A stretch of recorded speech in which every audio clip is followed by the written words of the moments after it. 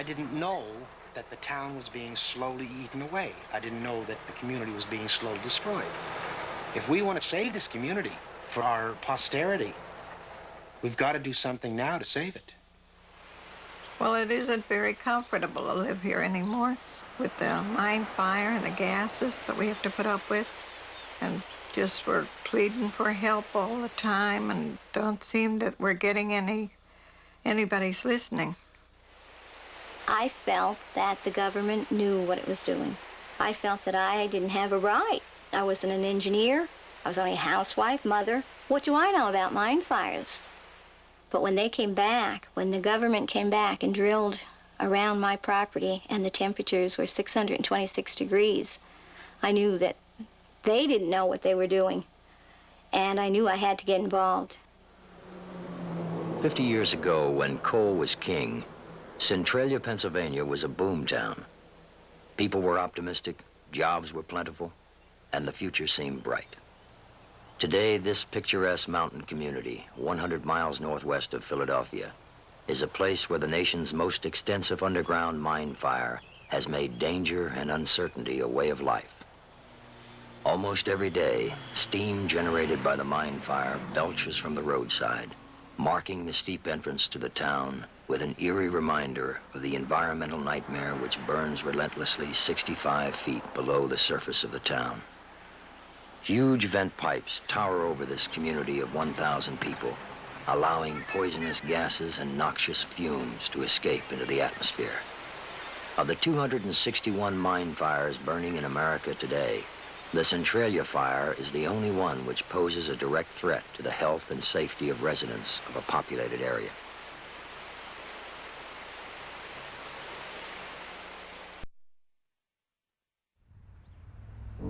Centralia, Pennsylvania, was a town of about 1,000 residents.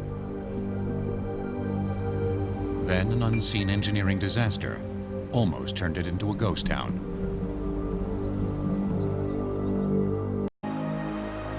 The town was erased by an inferno that crept upward through the soil to suck the life from trees. It left the ground so hot, water poured on it sizzled away in an instant. Beneath Centralia rages a fire in a network of abandoned coal mine shafts that provide a ready supply of oxygen. Coal is the fuel.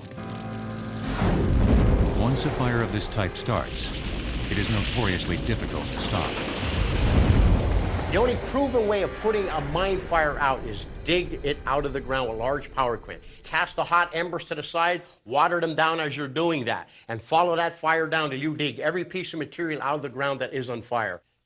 But authorities chose not to do that, opting instead for a variety of cheaper, quicker methods. And at times they did nothing at all, allowing the fire to burn unchecked.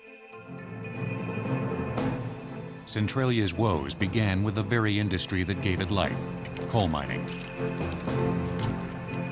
Mining was the primary engine of commerce in this region of Pennsylvania. Anthracite coal is still mined here. 96% of all the anthracite coal in the United States, and that's 3/4 of the world's supply of anthracite coal, is right here in this small little 500 square miles of Pennsylvania. The fire started in 1962. With the town's annual preparations to celebrate Memorial Day. The town dump was located near a cemetery, where residents would come to honor Centralia's war dead. And they had a practice every year around Memorial Day where they would clean up the dump. And the reason they did that was a lot of people came to the cemetery on Memorial Day. It was just a usual time to go and decorate graves. The way that they would clean up the dump was they would hire a couple guys from the fire company and they would set it on fire. But the dump was located in an old strip mine, with open access to a vein of coal deep in the earth. Eventually, that fire spread through an opening in that pit down into the network of abandoned mines beneath Centralia. In July of 1962, a state dump inspector saw steam coming from the rock pit below the landfill, and the people of Centralia knew they had to contend with an underground mine fire. The most obvious method of fighting the fire dousing it with water wasn't practical. Centralia lacked a bountiful water supply, and the scope of the project was too large.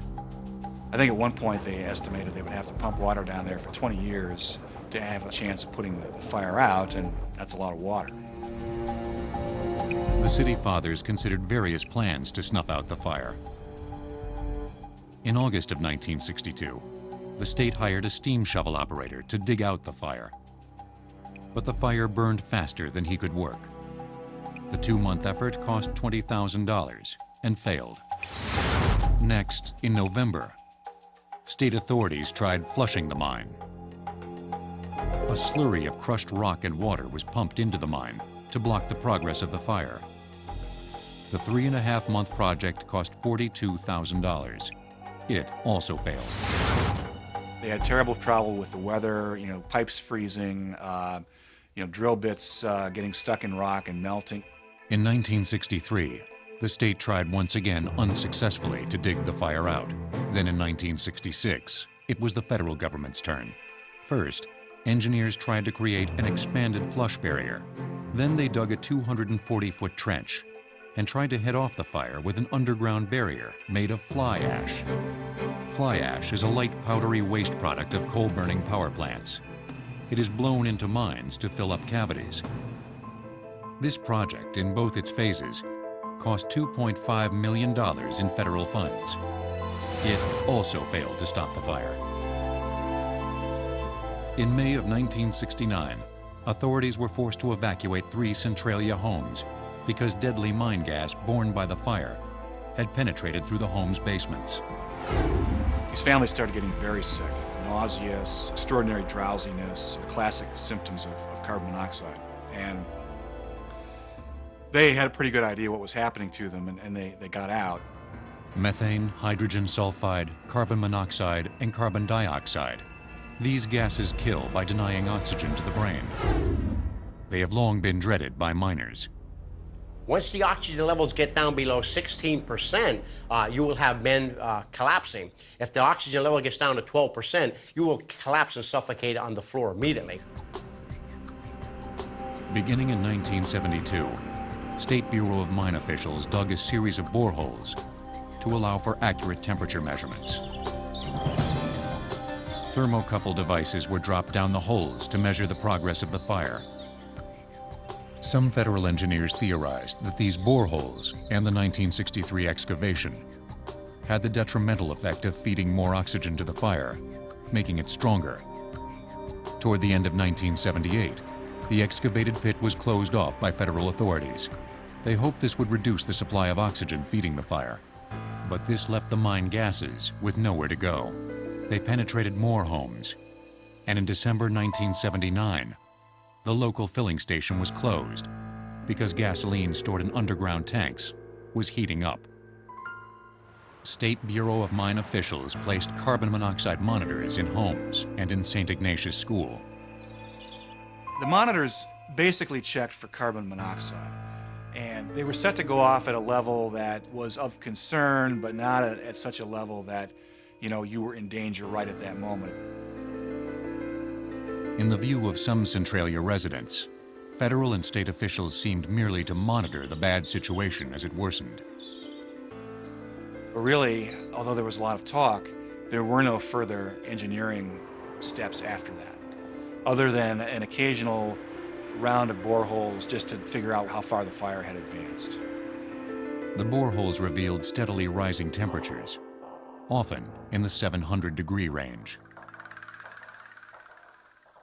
But on Valentine's Day 1981, a hidden danger came to the surface that at last focused national attention on the dying town of Centralia.